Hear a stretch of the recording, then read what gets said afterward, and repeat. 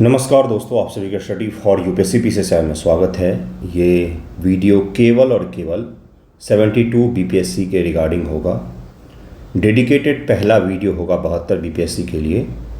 बहुत सारे बच्चों के बहुत सारे मैसेज, करीब में एक महीने से मैं उनको बोलता आया हूँ कि आज कर रहा हूँ। आज आखिरकार हो गया है ये। और आज मैं आपको बहुत सारे मैसेज हैं, इतने कि करीब में 250 से ज़्यादा मैसेज आए हैं। कमेंट्स तो रोज़ आते ही हैं। तो डिटेल में हम लोग समझेंगे, क्या क्या समझेंगे इसमें। 72 बीपीएससी एग्ज़ाम कब होने की संभावना है और किस प्रकार से इसकी तैयारी की जाए। Complete 1 year. देखिए, सिविल सर्विसेज जो है, जैसा चूरन आपको बाजार में बिकता है कि भाई शेरो शायरी वाले रील दिखते हैं, उस प्रकार से सिविल सर्विसेज की तैयारी नहीं होती है। आपको एकांत में रह करके अच्छे से प्रिपेयर करना पड़ता है। मिनिमम 1 ईयर का कंप्लीट आपको डेडिकेटेड होकर के मेहनत करना पड़ेगा, तब जाके आप संभावना हो सकता है कि आपका सिलेक्शन हो जाए। मैं संभावना शब्द यूज कर रहा हूँ क्योंकि मुझे पहले ही दिन, आज ही के दिन आपको सबसे पहला जो चीज़ है वो है आईना दिखाना चाहिए कि यह बहुत कठिन एग्ज़ाम है। बीपीएससी हो या यूपीएससी हो, यूपीएससी की प्रिपरेशन कर रहे हैं तो भी बीपीएससी बहुत कठिन एग्ज़ाम है। और अगर किसी भी एग्ज़ाम का प्रिपरेशन कर रहे थे या नहीं कर रहे हैं, आज से शुरू ही कर रहे हैं, तो भी यह बहुत ही कठिन एग्ज़ाम होता है। प्रीलिम बहुत कठिन है, मेंस उससे भी ज़्यादा कठिन होता है। प्रीलिम के भी कुछ हिस्से होते हैं जो आपको मेंस के दौरान तैयार करने होते हैं। मेंस की तैयारी के दौरान आपके तैयार हो जाते हैं। सब कुछ हम लोग डिटेल में समझेंगे कि कब हो सकता है एग्ज़ाम, कैसे तैयारी करें, वो उस पर बात करेंगे। दूसरा हिस्सा जो होगा वीडियो का, उसमें बहुत सारे बच्चों को रिक्वेस्ट थे कि आप जो प्रिपेयर करवाते हैं जैसे आंसर राइटिंग वगैरह, उसके बारे में भी वीडियो में बता दीजिएगा। तो वो भी मैं अंत में बता दूंगा। लेकिन फ़िलहाल शुरू करते हैं, देखते हैं। और वीडियो ज़्यादा लंबा नहीं रखेंगे, वीडियो को छोटा ही रखेंगे ताकि आप पढ़ें अच्छे से। 71 वाले वीडियो देख कर अपना समय बर्बाद ना करें। डेडिकेटेड है ओनली 72 बीपीएससी। तो जो बीपीएससी का ट्रेंड है, अगर आपने ध्यान से देखा होगा, 65 बीपीएससी के पश्चात से 64 भी ले सकते हैं। तो दूसरी छमाही जो होता है साल का, उसमें ये एग्ज़ाम होता है। अगस्त, सितंबर, अक्टूबर, नवंबर और दिसंबर, इन्हीं में ये परीक्षाएं आयोजित होती है। मैक्सिमम चांस होता है अगस्त सितंबर, जो 67 का हुआ है, 68, 69 का हुआ है। जो 70 बीपीएससी का हुआ है वो दिसंबर में चला गया था खींच करके। और जो 71 का होने वाला है 13 सितंबर को, अगर इस ट्रेंड के अनुसार से हम लोग गैस करेंगे तो अगले साल आप भी इस समय प्रीलिम की तैयारी कर रहे होंगे, क्योंकि आपका भी एग्ज़ाम 1-2 महीने बाद होने वाला होगा, या तो सितंबर में या अगस्त में या फिर अक्टूबर में। इन तीनों महीनों में से एक में होने वाला होगा। तो पहली क्लियरिटी ये हो गई कि एग्ज़ाम कब होगा। सीटों के बारे में कोई जानकारी नहीं है मुझे। कोई अगर कुछ बोल रहा है तो झूठ बोल रहा है, क्योंकि अभी 71 के ही एग्ज़ाम नहीं हुए हैं, तो 72 की कैसे पता होगा सीटें आएंगी कि नहीं आएंगी। मेन ये है कि एग्ज़ाम होगा, समय पर होगा। सीटें जितनी भी आई, अगर आप एलिजिबल होंगे तो मुझे पता है कि आप एग्ज़ाम अवश्य ही देंगे। भले 100 सीटें आई या फिर 2000 सीटें आई, आपको एग्ज़ाम देना है और निकालना ही है। ये चीज़ क्लियर हो गया। यानी कि अपने पास का कितना दिनों का समय है, अप्रॉक्स मिनिमम 1 ईयर अपने पास में है। और यकीन मानिए ये सबसे सही समय होता है। इससे अच्छा, इससे बेहतर समय कोई हो ही नहीं सकता है। पिछले साल मैंने मई महीने में 71 के लिए शुरू कर दिया था बच्चों को लिखवाना। इस बार जो प्रीलिम के एग्ज़ाम का रिजल्ट आया 70 बीपीएससी पीटी का, उसमें बहुत सारे मेरे स्टूडेंट हैं, 190 प्लस में स्टूडेंट्स हैं जो डायरेक्टली इनडायरेक्टली मुझसे जुड़े हुए थे। 7 ग्रुप मिला करके इतने बच्चे हैं जिनको बेसिक से सिखाया था पिछले साल। ये मैं आपको ये नहीं कह रहा हूँ कि रिजल्ट है मेरा, नहीं। रिजल्ट जब उनका फाइनल सिलेक्शन होता है तब वो होता है और उनका रिजल्ट होता है। मैं आपको बता रहा हूँ कि 1 ईयर कंप्लीट आपको देंगे अगर इस एग्ज़ाम को डेडिकेटेड, टारगेटेड होकर के, तब जाके संभावना बनेगी कि आपका सिलेक्शन होगा प्रीलिम और मेंस एग्जामिनेशन में। डेडिकेटेड का मतलब होता है कि आप इसी एग्ज़ाम की तैयारी करें अच्छे से। इसको बाय ऑप्शन में ना लें कि सारे एग्ज़ाम दे रहे हैं तो बीपीएससी भी दे सकते हैं, बल्कि बाय चॉइस लें कि मुझे केवल बीपीएससी अभी देना है और इसको क्रैक कर लेना है। अगर ये डेडिकेशन है तो फिर आपका स्वागत है। प्रीलिम मेंस होगा इसमें। लेकिन तैयारी कैसे की जाती है? तो तैयारी की जाती है मेंस पीटी इस प्रकार से तैयार किया जाता है। जो कोचिंग में आपको पढ़ा रहे होंगे, मैं अभी ही बता देता हूँ, वो आपको प्रीलियम के 8 महीने 9 महीने तैयारी करवाएंगे। मेंस से पहले वो आपको बोलेंगे देखो पीटी आ गया है, पीटी का टेस्ट सीरीज लगाओ और उसके पश्चात से चलता बनो। यही होता है कोचिंग्स में। एक तो सिलेबस कंप्लीट नहीं हो पाता है प्रीलियम मेंस का, किसी में भी नहीं। बड़े से बड़े शिक्षक, बड़े से बड़ा कोचिंग किसी में भी, मैं बीपीएससी की बात कर रहा हूँ, एक भी कोचिंग में कंप्लीट सिलेबस कभी भी नहीं होता है। मुझसे लिखवा करके ले लीजिएगा स्टाम्प पेपर पर, अगर हो जाएगा तो आपको घुमा फिरा करके बता देंगे कि आपका सिलेबस हो गया है। वास्तविकता होता है कि 60 to 70% ही सिलेबस हो पाता है। मेंस का तो छूते भी नहीं है, क्योंकि मेंस का सिलेबस थोड़ा सा वास्ट है, ज़्यादा बड़ा है। इसको हम लोग देखेंगे। यानी कि मेंस के लिए आपको अभ्यास अभी से करना पड़ेगा। क्यों करना पड़ेगा? शुरुआत मेंस से, ध्यान से सुनिएगा, 1 सेकंड बर्बाद नहीं होगा। वो इस कारण से कि अगर प्रीलियम जैसे सितंबर में भी हो रहा है तो दिसंबर में आपका मेंस एग्जामिनेशन हो जाएगा। और इसमें आपको आंसर राइटिंग प्रैक्टिस इस हद की करनी होती है कि 3 आवर में आप 20 क्वेश्चंस लिख सकें, जिसमें से 15 करीब में शॉर्ट आंसर होते हैं और 5 करीब में लॉन्ग आंसर के सवाल होते हैं। 4 या 5 लॉन्ग आंसर के सवाल होते हैं। इस हद का स्पीड चाहिए होता है GS2 पेपर के लिए, जो आपके पास में तभी आएगा जब डेडिकेटेड होकर के आप पढ़ेंगे, आपके पास में कंटेंट होगा लिखने के लिए, क्योंकि सोचने में समय जाता आप लिख ही नहीं पाएंगे। तो यानी कि मेंस का प्रैक्टिस आपको 1 ईयर करना चाहिए, 10 महीने अप्रॉक्स मेंस की तैयारी कीजिए। उसके पश्चात जो 2-3 महीने बचते हैं उसमें आपको प्रीलियम की तरफ में फोकस करना पड़ता है। अभी महीना चल रहा है अगस्त का, मान लेते हैं आज जिस दिन मैं वीडियो रिकॉर्ड कर रहा हूँ उस दिन हो रहा है 29 जुलाई, लेकिन अगस्त से शुरू करते हैं कि अगस्त से लेकर के आप तैयारी शुरू करेंगे तो कब तक का टारगेट? अगस्त 2025 से अप्रैल 2026 तक मेंस डेडिकेटेड पढ़ना है एंड सब्जेक्ट को कंप्लीट करना है। सब्जेक्ट में बताऊंगा, टारगेट भी देता हूं मैं अपने ग्रुप में, तो टारगेट देता हूं मैं।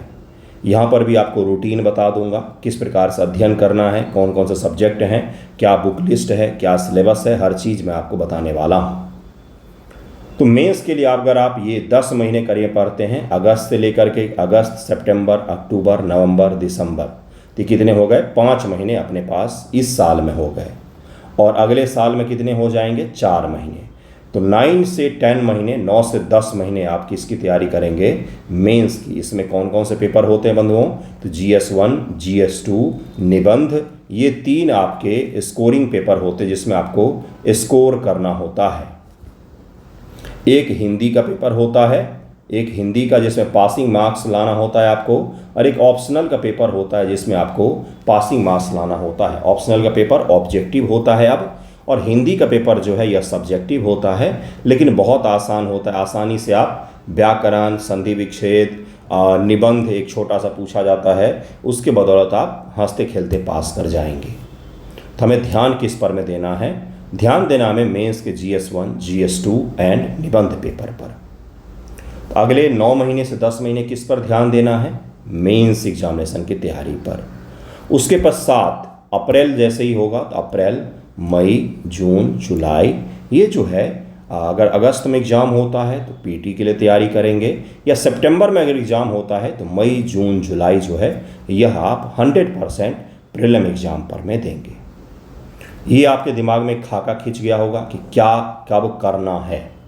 सबसे पहली चीज़ यही होनी चाहिए दिमाग में, क्योंकि आप प्लानिंग के लिए जा रहे हैं। आप सेलेक्ट होने के बाद पॉलिसी मेकिंग में जाएंगे, आप निर्णय लेने के लिए जाएंगे, आपको रणनीतियाँ बनानी पड़ेंगी।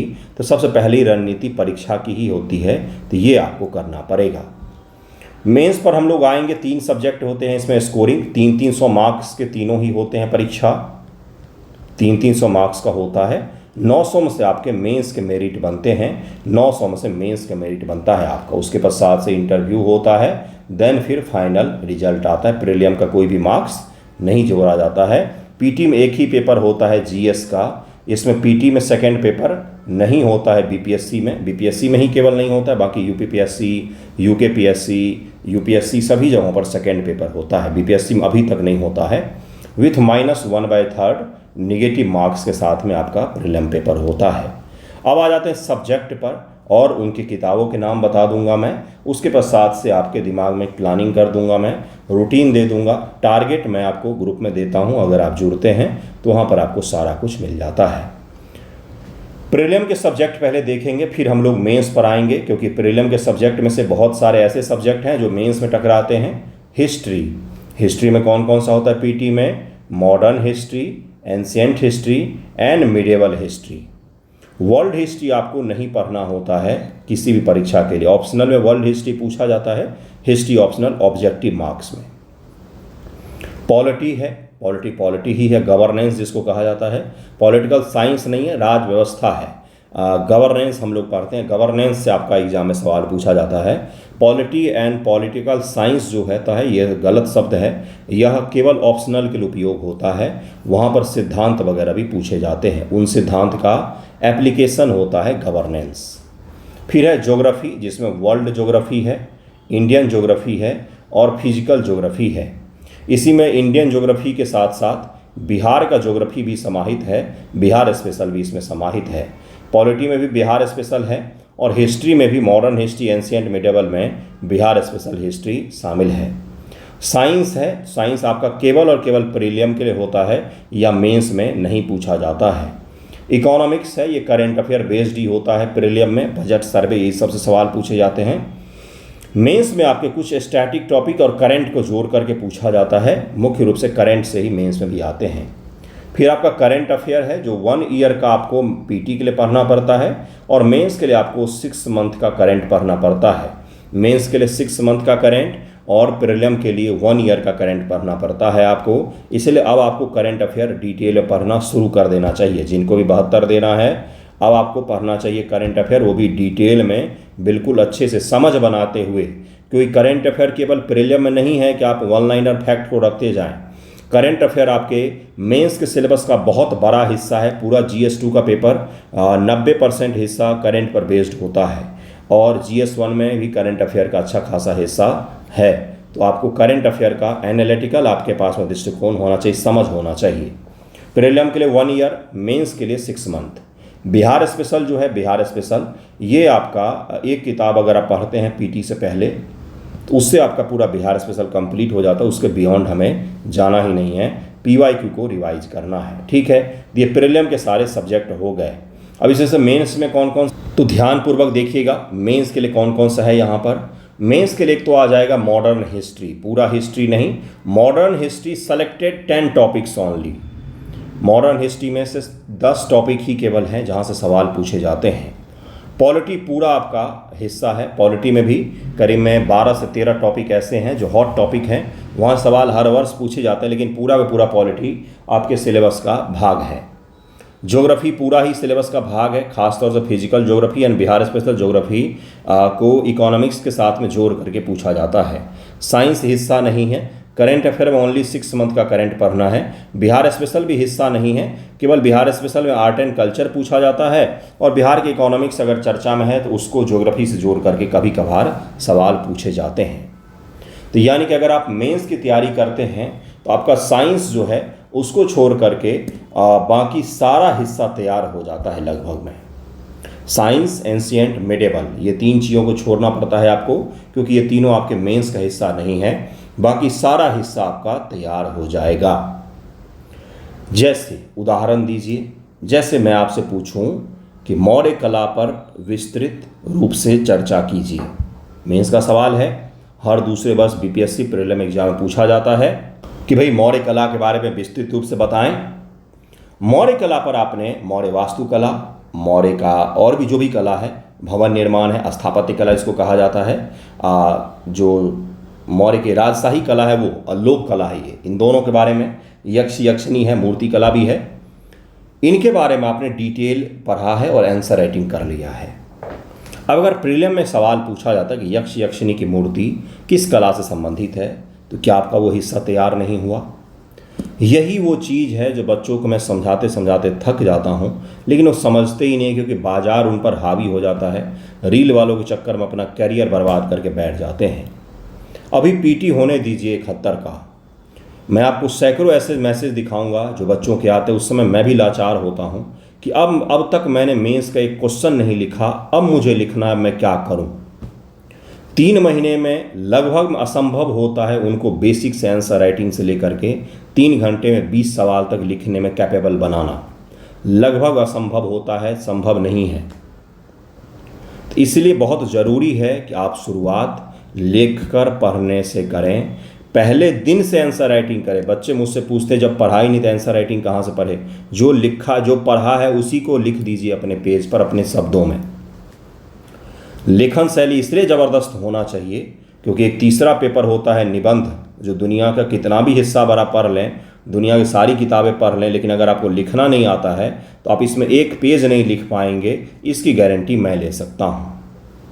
इसलिए परम आवश्यक होता है कि आपकी लेखन शैली, जो राइटिंग स्किल है, वो डेवलप हो, सोचने की क्षमता डेवलप हो। आप सोच करके किसी भी टॉपिक पर 10 पॉइंट लिख सकें, थॉट डेवलप कर सकें, टॉपिक को आपस में जोड़ सकें, करंट अफेयर को पॉलिटी में, पॉलिटी को करंट अफेयर में, और करंट अफेयर को ज्योग्राफी में, ज्योग्राफी को इकोनॉमिक्स से आप जोड़ पाएँ। ये चीज़ केवल और केवल लिखने से ही संभव हो पाता है, नहीं तो संभव ही नहीं। आप क्लास में जाइए, मास्टर साहब आएंगे, क्लास लेंगे, आप नोट्स बनाएंगे, कॉपी बंद करेंगे, घर पर आएंगे, आप भी खुश की क्लास मस्त चल रहा है, इस बार तो पहला रैंक मेरा ही है।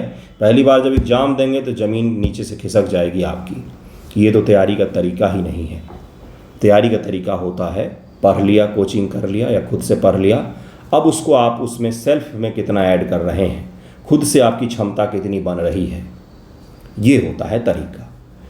मॉडर्न हिस्ट्री मेंस का पहला टॉपिक हो गया, जो सेलेक्टेड होता है, 10 से 12 टॉपिक ही होता है, तो ये आपके लिए परम आवश्यक होता है। आर्ट एंड कल्चर, इसमें भी 5 से 6 टॉपिक ही हैं। IR एंड करंट, ये 6 मंथ का करंट में आपका कवर हो जाता है। DI से 72 मार्क्स के सवाल आते हैं, 2 सवाल आते हैं और ये कठिन होता है। ये आप जरूर लास्ट के 3 मंथ्स में तैयार कर सकते हैं BPSC प्रीलिम के पश्चात से। PYQ जो 15 वर्षों का है उसको अच्छे से प्रैक्टिस कीजिए, टाइमर लगा करके आपका यह DI का सेक्शन तैयार हो जाता है। ठीक है, लेकिन उतना आसान भी नहीं है। गणित क्या जिनको नहीं आता उनके लिए कठिन है? बिल्कुल भी नहीं। आप कैलकुलेटर अलाउ होता है, बेसिक अर्थमेटिक्स है, परसेंटेज है, समानुपात, अनुपात है, इन्हीं सब का खेल है, आप आसानी से निकाल ले जाएंगे, कोई दिक्कत नहीं होता है। बस प्रैक्टिस चाहिए होता है, जो आप अंत में कर सकते हैं या अभी भी आपकी इच्छा कर सकते हैं। मेन जो होता है वो होता है GS2। इसमें कई सारे सब्जेक्ट होते हैं, polity, geography, economics, current, science and tech और आपदा प्रबंधन, जलवायु परिवर्तन टॉपिक से भी एक सवाल पूछा जाता है। इन्वायरमेंट और आपदा प्रबंधन से भी एक सवाल पूछा जाता है। पॉलिटी में इसके बहुत सारे टॉपिक हैं, ज्योग्राफी में भी बहुत सारे टॉपिक है, इकोनॉमिक्स में भी हैं और साइंस एंड टेक में भी टॉपिक अच्छे खासे हो गए हैं अब तो, क्योंकि हर साल कुछ न कुछ ऐड होता रहता है। लेकिन फिर भी जो सबसे ज़्यादा महत्वपूर्ण रोल है वो है PYQ का। अगर आप PYQ अच्छे से करके जाते हैं तो यकीन मानिए GS2 में काफ़ी बड़ा हिस्सा आपका तैयार हो जाता है। अब आते हैं किस प्रकार से तैयारी किया जाए, किस प्रकार से रूटीन रखा जाए, किताबें कौन सी होनी चाहिए। रूटीन पर बाद में आएंगे, पहले किताबें देख लीजिए। मॉडर्न हिस्ट्री, एंशिएंट हिस्ट्री, मध्यकाल, राजनीति, 3 है इतिहास। एंशिएंट और मध्यकाल के लिए आप एक ही किताब को फॉलो कर सकते हैं, वो है 11th की NCERT ओल्ड वाली। जैसे रामशरण शर्मा एंशिएंट के लिए है और हरीश चंद्रा की किताब आती है किसके लिए, तो मिडिवल हिस्ट्री के लिए। उन दोनों किताबों को पढ़िए, उसके बियॉन्ड कुछ भी नहीं जाना है, कुछ भी टच नहीं करना है। बेसिक्स को मत छोड़िए। पुराना ओल्ड NCERT हर जगह आपको अवेलेबल मिल जाएगा। 11th की और NCERT है, 11th में 2 NCERT है ना, मिडिवल और एंशिएंट ओल्ड में, उसको पढ़ लेना, हिंदी इंग्लिश दोनों में अवेलेबल है। मॉडर्न हिस्ट्री के लिए कई सारे बच्चे बिपिन चंद्रा पढ़ते हैं, बहुत अच्छी बुक है। फैक्ट्स की कमी हो जाती है उसमें, इसलिए स्पेक्ट्रम को पढ़िए, क्योंकि आपके मेंस का भी ये हिस्सा है, मेंस का भी हिस्सा है, तो इसको आप पढ़ सकते हैं। बहुत अच्छी किताब है स्पेक्ट्रम, उसको पढ़िए, उससे आपका हो जाता है।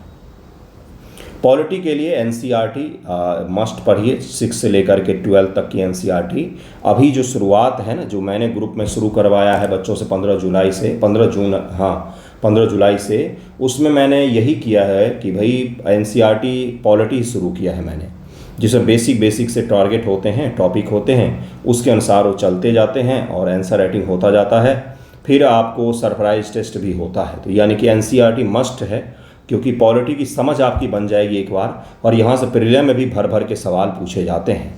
कोर्स की प्रचार नहीं कर रहा हूँ मैं, आपको जो समझा रहा हूँ उस पर आइएगा। एनसीईआरटी मस्ट है इसके लिए, पॉलिटी के लिए।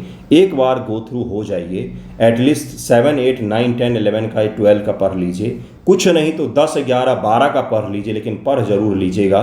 10th, 11th, 12th तक का बेसिक एनसीईआरटी जरूर ही पढ़ लीजिएगा। और उसके पश्चात से एक बार पढ़ने के बाद एम लक्ष्मीकांत की बुक है, मोर देन सफिशिएंट है, पीटी मेंस दोनों के लिए। भूगोल के लिए एक ही किताब मैं रिकमेंड करता हूँ। ज्योग्राफी के लिए आप एनसीईआरटी से भी गो थ्रू हो सकते हैं, मैं भी ग्रुप में करवाता हूँ उसके टॉपिक पर रिलेटेड आंसर राइटिंग। लेकिन अगर आपको एक कोई किताब पढ़ना है तो एनसीईआरटी का ही वो क्रक्स है, वो ये किताब है दृष्टि आईएएस की क्विक ज्योग्राफी किताब आती है, हिंदी इंग्लिश दोनों में अवेलेबल है। आप उसको पढ़ लेंगे, उससे बियॉन्ड कुछ भी नहीं पूछा जाता है। इकोनॉमिक्स में एनसीईआरटी, अगर आपको बिल्कुल भी समझ नहीं है इकोनॉमिक्स का, तो एनसीईआरटी आप ज़रूर ही उठाएं, ज़रूर ही उसको पढ़ने का प्रयास करें, क्योंकि बेसिक्स आपके अच्छे होंगे तो उस पर बिल्डिंग अच्छी बन पाएगी। अगर कुर्सी ही सही नहीं होगा बिल्डिंग का, तो बिल्डिंग अच्छी नहीं बन पाएगी, धर के गिर जाएगा वो। साइंस 6 से 10 एनसीईआरटी ये ओनली पीटी एग्जाम के लिए है, केवल प्रीलिम के लिए है।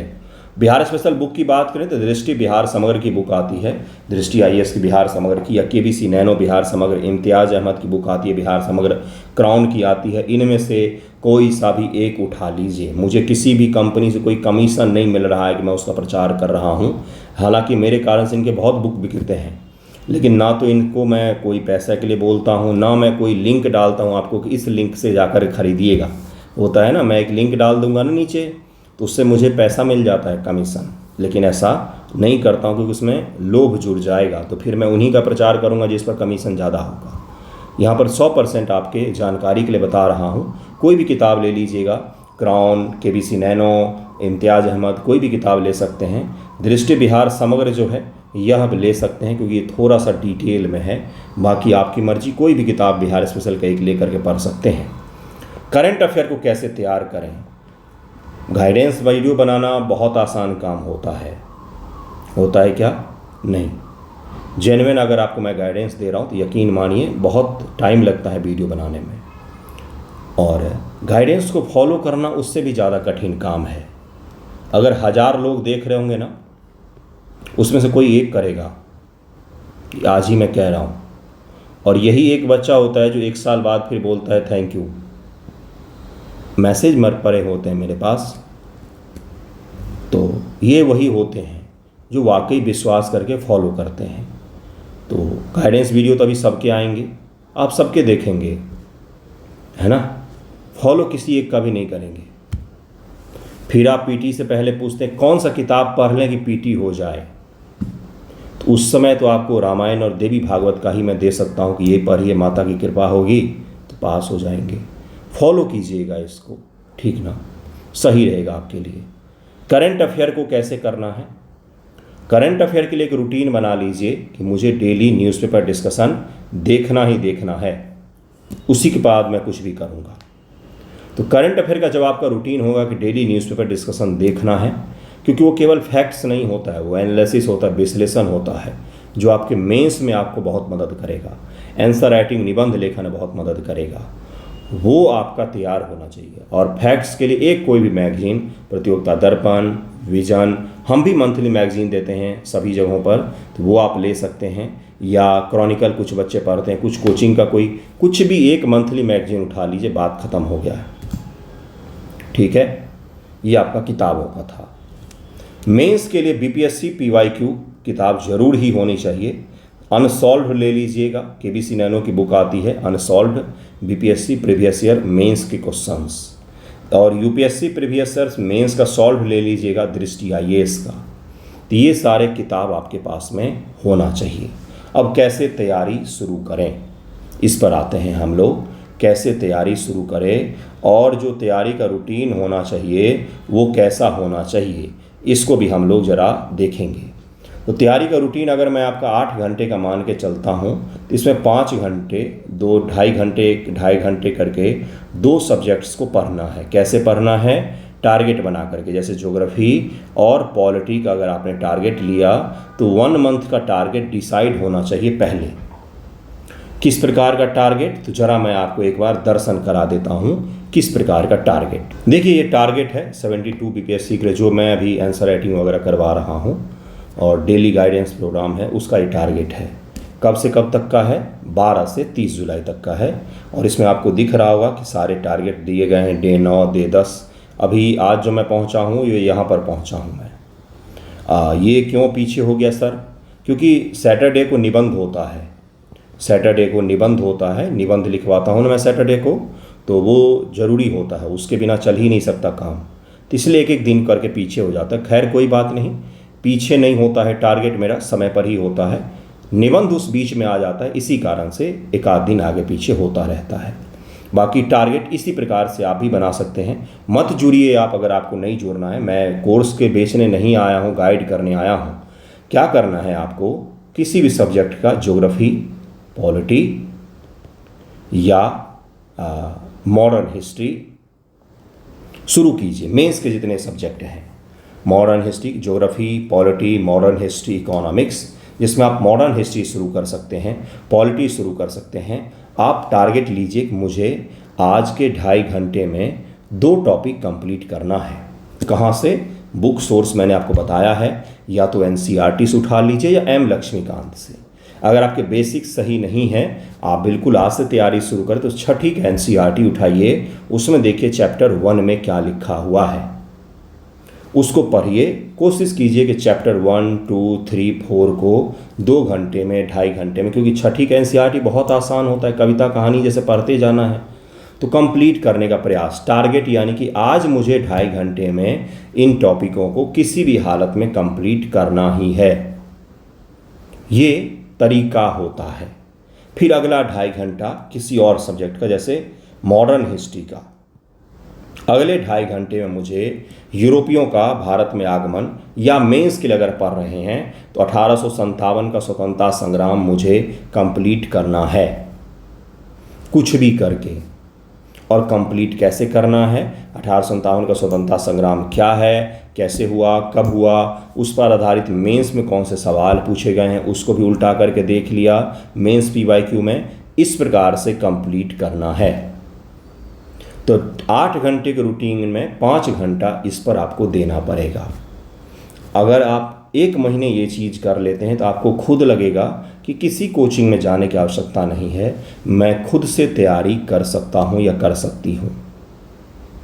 या अगर आपने कोचिंग ऑलरेडी कर लिया है तो भी अपना टारगेट डिसाइड कीजिए कि मुझे 2 घंटे में आज 3 टॉपिक पढ़ना है ऑन एनी हाउ, तभी उठना है, नहीं तो उठना ही नहीं है।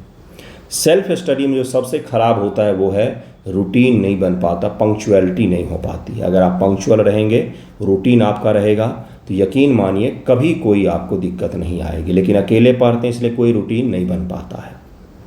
तो 8 घंटे में 5 घंटा 2 सब्जेक्ट को पढ़ने में गया। 1 घंटा मिनिमम किस में जाना चाहिए डेली? 1 से 1.5 घंटा वो है राइटिंग में। पहले दिन से क्या लिखें? पहले दिन मैंने पॉलिटी छठी के 2 चैप्टर्स पढ़े, उसमें मुझे जो भी समझ में आया उसको मैं लिख दूंगा एक कॉपी पर, या एनसीईआरटी के पीछे जो क्वेश्चंस है मैं उसको लिखने का प्रयास करूंगा, या मैं निबंध लिखूंगा, या उस पर आधारित अगर पीवाईक्यू पूछा गया तो मैं वो लिखूंगा। कैसे लिखें? नहीं आ रहा, कंटेंट नहीं है, तो शुरुआत में हेल्प ले लीजिए बुक से, एआई से नहीं। जो भी बच्चे 72 वाले या 71 वाले भी कुछ होशियार बन करके कोई भी क्वेश्चन एआई पर डाल करके आ जाता है, चेप लेते हैं, एग्जाम में रोओगे आप, क्योंकि आपकी सोचने की क्षमता ही नहीं डेवलप होने दे रहा है एआई। आपको जब कोई सवाल नहीं आता, आप सोचते हैं, पढ़ते हैं, ढूंढते हैं, मेहनत करते उसके पीछे, तो वो चीज़ें याद रहती है। एक क्लिक में जब सारा खुल के आपके सामने आ गया, एक अक्षर आपको याद नहीं रहेगा, ऊपर सोचने की शक्ति अलग ख़त्म हो जाएगी एग्जाम में। 3 घंटा आप एआई के भरोसे बैठे रहना एग्जाम में, कुछ काम नहीं आने वाला है। एआई से एक ही हेल्प लीजिए, वो है डेटा।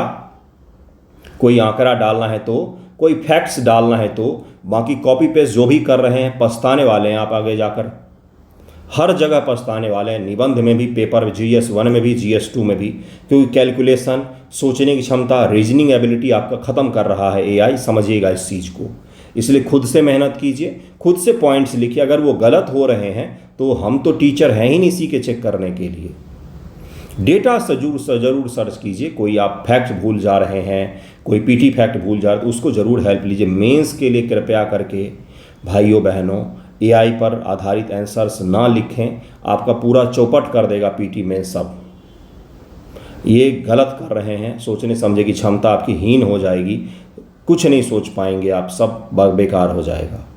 तो इसलिए हेल्प लीजिए, जिस बुक को पढ़ा है उसी बुक में देखिए कि क्या लिखा गया है किसके बारे में, वहाँ से फिर लिखने का प्रयास कीजिए। या फिर कहीं से कुछ सर्च भी कर रहे हैं तो उसको पढ़िए, उसमें अपने पॉइंट्स को ऐड ऑन कीजिए, कॉपी पेस्ट मत कीजिएगा। ग्रुप में मैं इन चीज़ों को झेल रहा हूँ ना, बहुत सारे बच्चे होशियारी करते हैं कि एआई से कॉपी पेस्ट करके भेज रहे हैं, मैं उनको मार्क्स भी दे रहा हूँ आजकल, लेकिन पछताएंगे वो एक दिन ज़रूर, जिस दिन उनके सोचने समझने की शक्ति ही खत्म हो जाएगी।